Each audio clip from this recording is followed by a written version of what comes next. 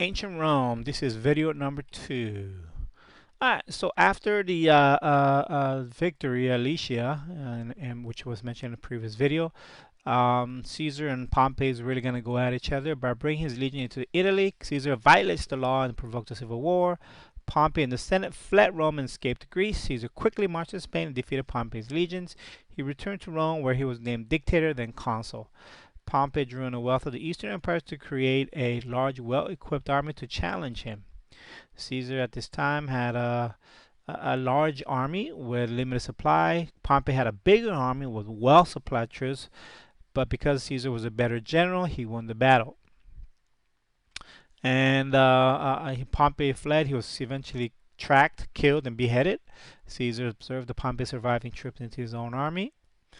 And in Egypt at this time, where Pompey was eventually discovered, was an ally of the Rome ruled by the pharaohs. King Ptolemy the 13th and his sister Cleopatra the 7th were having their own civil war, so it's like a brother-sister kind of thing. Caesar sided with Cleopatra, and eventually they fall in love, blah, blah, blah. They had a kid together, and Caesar's only natural son, known as Caesarion. Caesar dictatorship begins at this time. The Senate heaped honors, titles, and powers on Caesar. He was elected consul for life and dictator for life. He implemented many reforms at a public festival. Anthony, this is the painting of Anthony offering Caesar a crown, but he refused, basically because he's not an emperor. Alarmed that Caesar's king-like power, a group of senators stabbed him to death in the Senate. In 42 BCE, Caesar was made a Roman god. In years to come, Roman emperors would often be deified after their death. Deified, and some claim to be God while they were still alive. Caesar was dead, and so was the Republic. The principles of power would now be supreme. The question was who would be the next leader. Two leading candidates emerged. One is Mark Antony. This is Caesar's right-hand man and his cousin and lieutenant. And Octavian, Caesar's grandnephew and adopted son. After Caesar's death, Antony and the Octavian joined forces to defeat the Liberators. These are the key people who killed Caesar.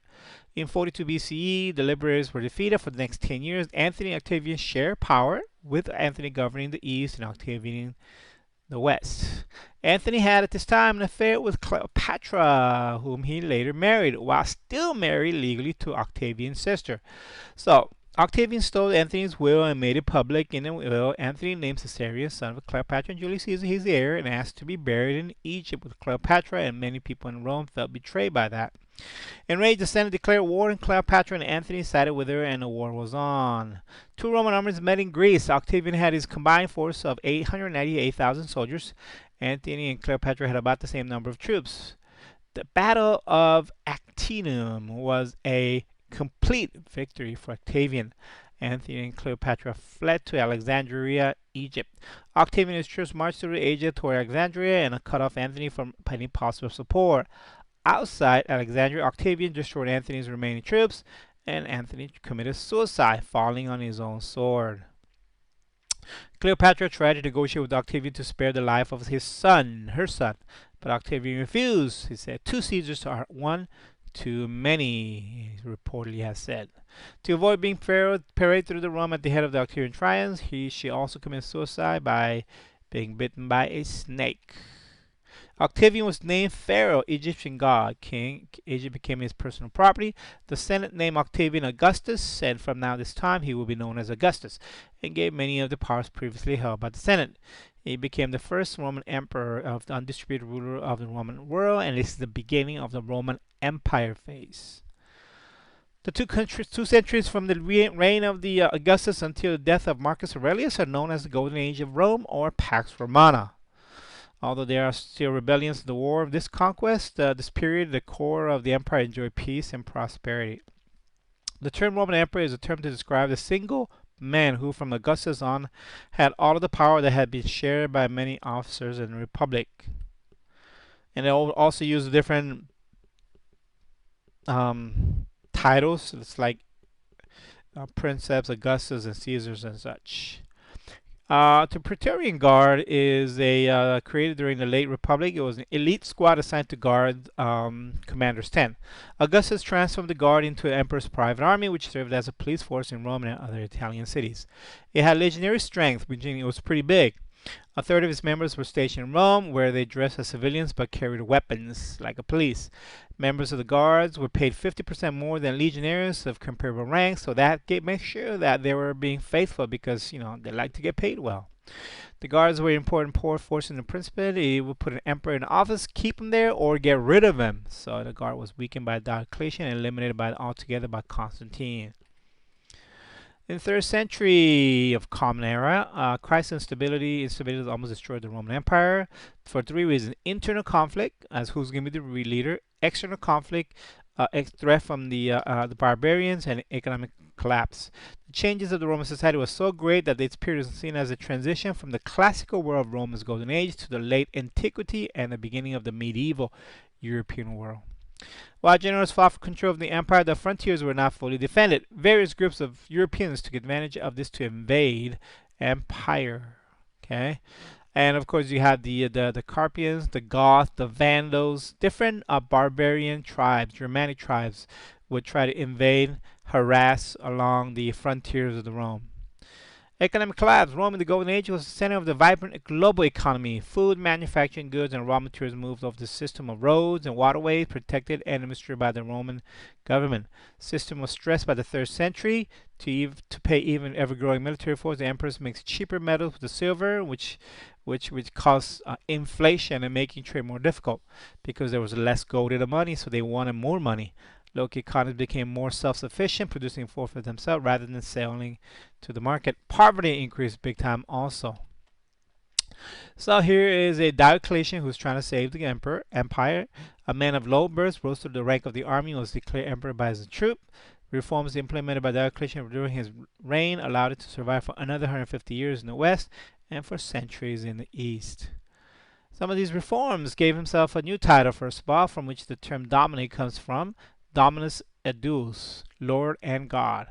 In the Principate, the emperor maintained the fiction that his power came from the Senate and people of Rome, although it really came from his army. He promoted the idea that the emperor's power came from the god eventually. Emperors of the dominant will be more autocratic. Next comes the rule of 4. Diocletian's early reign was spent traveling. This convinced him that the empire was just too large for him to govern alone. He appointed co-emperors to rule the west while he led the east. Each emperor also took the title of Augustus and appointed a junior emperor known as Caesars. So that's how you have 4 rulers, 2 in each area, a ruler and a co-ruler. Diocletian and his co-emperors retired in 305, and the 2 Caesars became the new senior emperors. Conflict broke out over who should succeed as Caesar. In 306, Constantine started a civil war in the west, which he won. He took over the east, reuniting the entire empire for the last time in 324 CE. Constantine's new capital, Constantinople, will be the most important city in Europe in the mid-century for the next 1,000 years. By moving the capital, he paved the way for the partition of the empire, the division of empire. Constantine's support for Christianity led to its adoption as a state religion in Rome, and he tried to standardize the Christian belief and practice, creating one religion out of, which had been a different competing sects throughout the empire.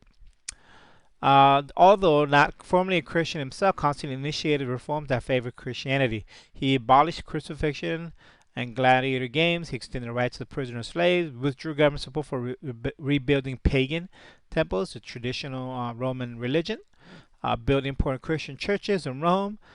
Christians began to favor about the advancement in the region. In 391 CE, Christianity became the official religion of the Roman Empire. Eastern Roman Empire. The Byzantine Empire had its capital in Constantinople and controlled the wealthy areas of Asia Minor, Syria, Palestine, and Egypt, as well as the Baltic regions of the southeastern Europe. Justinian I comes along. He reformed the legal code, reconquered part of the Western Empire. Most of the territory he took back was lost again soon after his death. So the Western Empire kind of falls apart with the barbarian invasion. But the eastern portion is going to last for another 1,000 years, with the rulers like Justinian I coming along. So why did the Western Roman Empire fall? Well, this could be these are theories as far as that. 3 reasons: barbarian invasion, because so many different barbarian tribes were coming in, putting a lot of pressure on the Roman Empire itself. There was a lot of internal weakness, conflict, infighting, and some people actually believe that it really didn't fall altogether. because even although the Roman Empire as a unifying political force didn't end it in the West, many Roman institutions continue under the new state that followed. Lasting effects of the impacts of the Roman Empire, Rome, the architecture throughout the empire, great buildings and private, public and private buildings were put together. As with military organization and Roman Empire, the architecture, the Romans were great innovators. Arches, columns, domes, concrete, these are all kind of what we even took today from them. The Colosseum, originally known as Flavian Amphitheater, was the largest amphitheater ever built. It held up to 50,000 spectators and, of course, still standing even today. The Renaissance writers, philosophers, artists, and architects sought to revive the virtue and the accomplishment of the Roman Republic. And, of course, the founding fathers of the United States also looked to the ancient Rome as the inspiration, such as our Capitol buildings and, of course, this right here, Baltimore's Washington Memorial. Roads and aqueduct, long straight roads, 53,000 miles long, connected all parts of Europe and the imperial capital of Rome.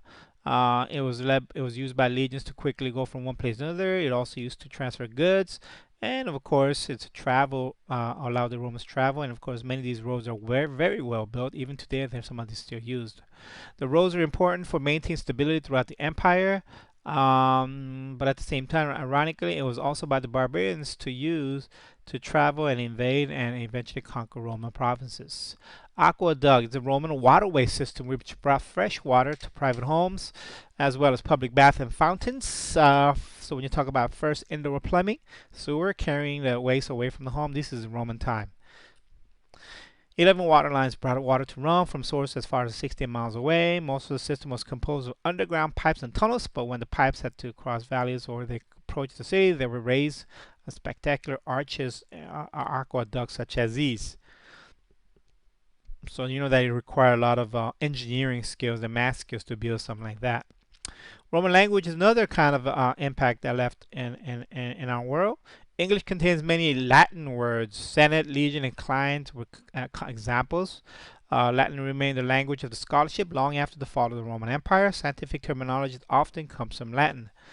So official Latin words for plants and animals are all basic Latin words. Modern languages that evolved directly from Latin include Italian, Spanish, Portuguese, French, and Romanian.